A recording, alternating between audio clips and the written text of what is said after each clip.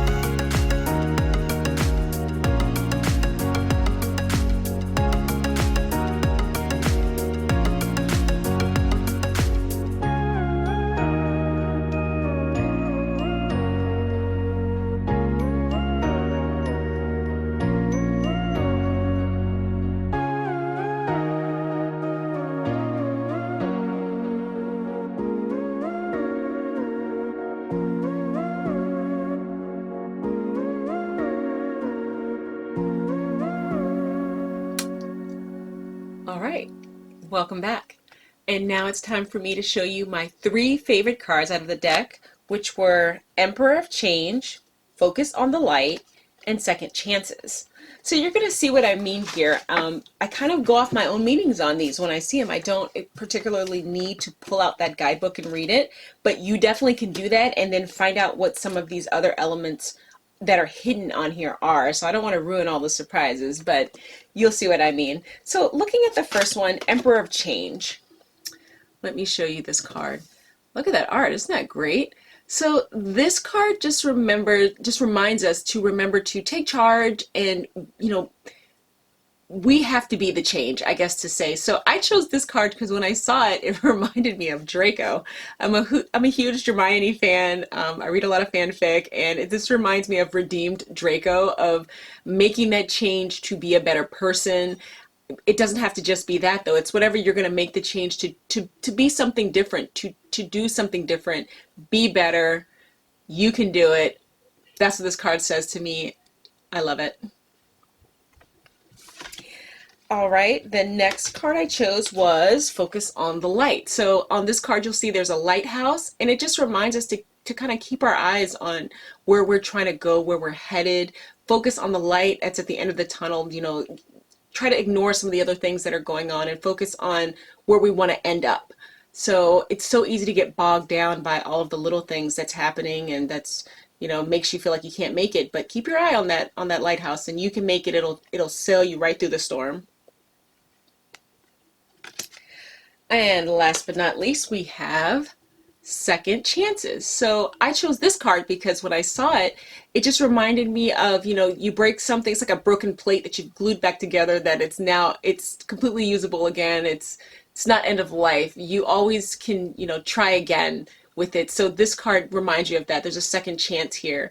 And I also noticed, just looking at this card, you'll see that there's a black nail and a white nail. It's kind of like the yin and the yang. It reminds me of, there's a lot of things going on here. So as I mentioned, just looking at some small details like that, you can do a little bit deeper reading into the card for whatever meanings that you need for that particular reading.